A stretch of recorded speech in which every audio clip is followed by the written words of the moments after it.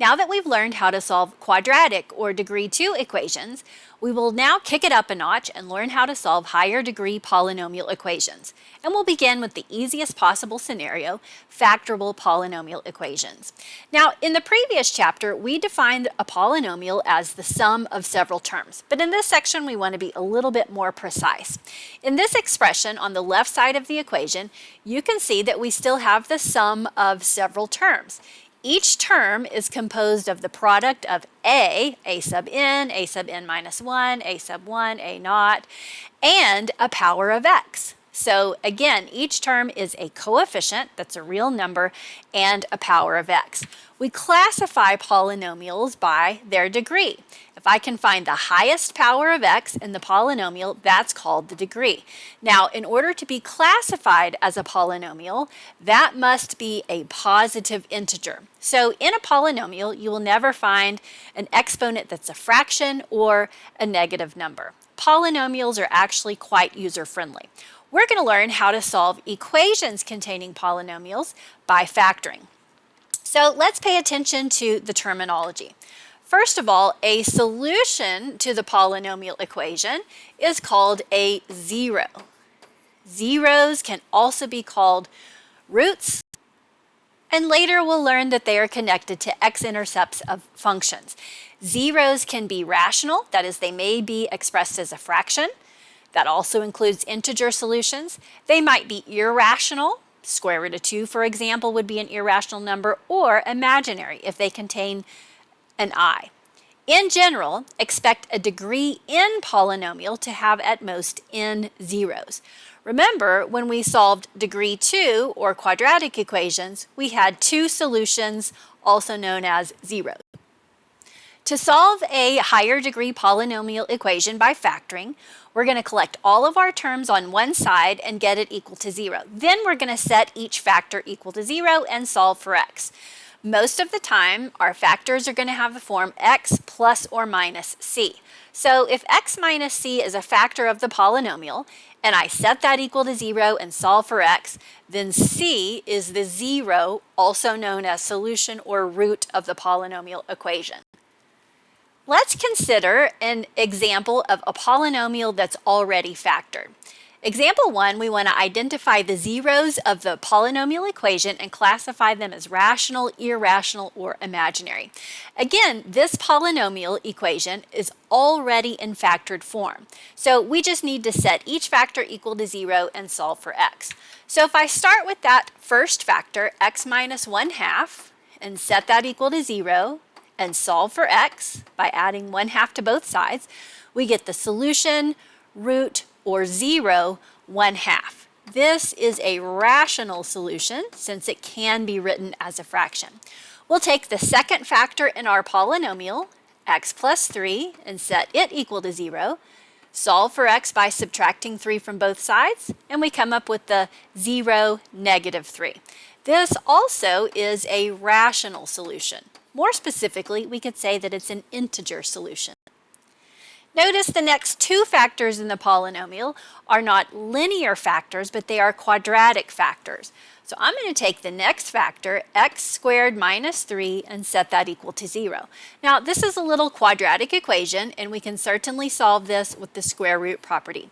So if we add 3 to both sides, and then take the square root of both sides, not forgetting our plus or minus, we come up with two solutions, plus and minus square root of 3. These are irrational solutions since they cannot be expressed as a fraction. We have one more quadratic factor to consider, and that's x squared plus 9. If we set that factor equal to 0, we can also solve this with our square root property. Subtract 9 from both sides, take the square root of both sides, and notice this is going to generate two imaginary solutions. We get plus or minus 3i. So in this polynomial, we have, let's see, 1, 2, 3, 4, 5, 6 total zeros, or solutions or roots, having the combination of rational, irrational, and imaginary solutions. That word imaginary looks strange. Let me clear that up. Okay, that polynomial equation was already presented in factored form. On example 2, we have polynomial equations that we're going to have to factor in order to solve. So let's begin with example 2a. We have 5x to the fourth minus 80x squared equals 0. Notice this is a degree 4 polynomial. Since it's degree 4, we're going to expect at most 4 solutions. It's already set up in good form because it's equal to 0. So we're just going to need to factor the left side. We can do that by taking out the greatest common factor of 5x squared. Taking out 5x squared from the first term leaves behind x squared. Dividing 5x squared out of 80x squared, that leaves behind negative 16. That factor is the difference of two squares, which we could factor as x plus 4 times x minus 4 equals 0. So notice here, one of our factors is quadratic, and the other two are known as linear factors or degree 1 factors. I'm going to set each factor equal to 0, including that monomial factor, and then solve for x. So to solve for x here, we can divide both sides by 5. 0 divided by 5 is 0. And then we can take the square root of both sides. The square root of 0 is 0. In general, when we take the square root of both sides, that produces one positive and one negative root, like we saw on example 1. However, because the square root of 0 is just 0 here, we only get one solution out of this quadratic factor. This is what's known as a double root. Moving on to our next factor, if we set x plus 4 equal to 0 and solve for x, we're going to come up with solution negative 4. And our third factor there, x minus 4 equals 0, generates the solution 4. So remembering the fact that this is a degree 4 polynomial, and we could expect at most 4 zeros, notice we only came up with 3, but we're still within that threshold of 4 zeros. This one counts once, this one counts once, and even though I only have one unique 0 here, it's a double root, so really it counts twice. That means we've accounted for the whole degree of that polynomial. So our solution set containing our values from smallest to largest include negative 4, 0, and 4. Each one of those solutions could be verified by substituting them into the original equation and checking for balance. Let's try the next example. Notice this is a degree 3 polynomial. So we can expect at most 3 zeros. However, as considering our previous example, we could also get less than 3 unique zeros. To solve a higher degree polynomial equation by factoring, we must have it set equal to 0. So that means I need to move these two terms to the other side to leave that 0 we need on the right side. So let's subtract both of those terms from both sides. We have 2x cubed plus 3x squared, our original terms on the left side. We subtract 8x from both sides. We subtract 12 from both sides, and that gives us the 0 that we need on the right side. Now, we've got 4 terms here, and if you'll recall, one of the techniques that we can apply to factoring 4-term polynomials is grouping. So we will group these two terms together and take out the GCF of x squared. When we take that out, that leaves behind 2x plus 3. Then we want to group these two terms together and take out the greatest common factor. Now, the greatest common factor there is apparently 4, but it'll be more convenient if we take out a negative 4, the purpose being the second two binomials have to match in order for the next step in factoring by grouping to work. So notice if we divide both of those terms by negative 4, it leaves behind 2x plus 3. So these two binomials match. That is, we have a binomial greatest common factor, so we can extract that out to the left. So taking out the 2x plus 3 from each term, that leaves behind x squared minus 4.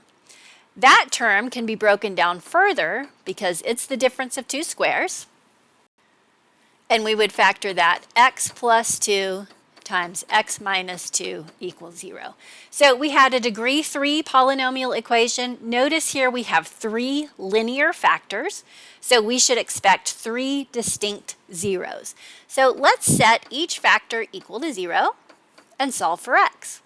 So on our first factor, we subtract 3 from both sides. and then we divide both sides by 2. So we end up with negative 3/2 for one of our solutions. In our next factor, we have x plus 2 equals 0, yielding the solution negative 2, and x minus 2 equals 0, giving us the solution 2. So we can build our solution set with values from smallest to largest, including negative 2, negative 3/2, and 2.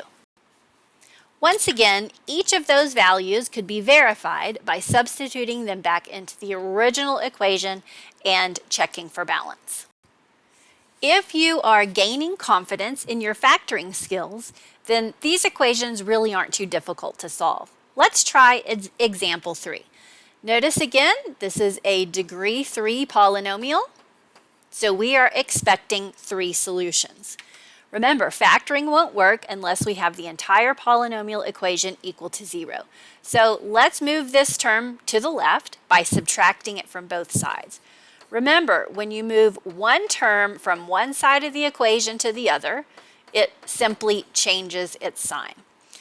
Obviously, here we have a greatest common factor of x, so we can factor that out, leaving behind 2x squared minus 5x minus 3 equals 0. And there we have a trinomial with a leading coefficient not equal to 1. So we could break this into 2 binomial factors. Now remember, the first 2 terms have to multiply together to give us our first term. The last 2 terms have to multiply to give us the last term in the trinomial. And the outside and inside terms have to correctly combine to give us that middle term. Now, we do have 2 different signs here. This one indicates that one of our factors is going to have to be positive and one's going to have to be negative. And this indicates that the biggest product between the outside and inside terms needs to be negative. So the winning combo here would be 2x plus 1 times x minus 3. To solve the equation, we're going to set each factor equal to 0, including that little monomial factor on the front. When I set that equal to 0, I've automatically got the solution x equals 0. Then we'll set our next factor equal to 0 and solve for x. Subtract 1 from both sides, divide both sides by 2, and we have x equals negative 1/2. And for our final factor, we have x minus 3 equals 0, so our solution there is x equals 3. Building our solution set with values from smallest to largest, we have negative 1/2, 0, and 3, all of which could certainly be verified by substitution. So we started with a degree 3 polynomial and we ended up with 3 distinct solutions.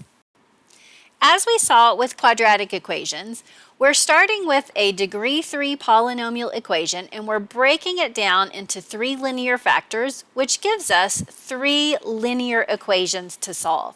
So we're taking a more complex problem and breaking it up into smaller, simpler problems.